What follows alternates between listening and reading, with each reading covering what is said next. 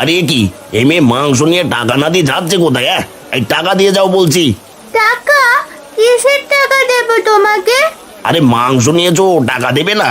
ও মা, তুমিই তো বললে জলের দামে মাংস নিয়ে যাও। জলের তো কোনো দাম হয় না, তাহলে তোমাকে টাকা কেন দেব? আরে এই মেয়ে কি বলছে এসব?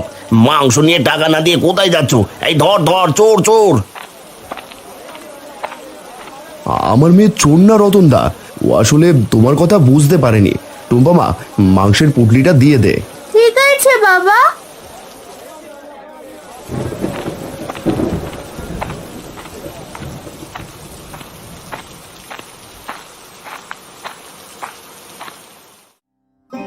আরে, এ তুই কি করেছিস টুম্পা? টাকা ছাড়া কেউ আবার মাংস দেয় নাকি?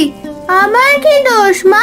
ওই মাংসওয়ালাই তো বলছিল জলের দামে মাংস নিয়ে যাও, আর জলের তো কোনো দাম হয় না, তাই না? দেখেছো গিন্নি, তোমার মেয়ে সব কি বলছে? হ্যাঁ গো, এজন্যই তো তোমাকে বলেছি ওকে হাটে নিয়ে যেও না।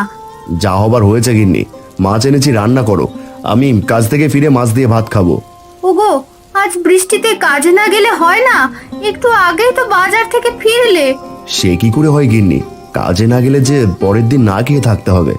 তুমি রান্নাটা করে ফেলো, আমি কাজে গেলাম।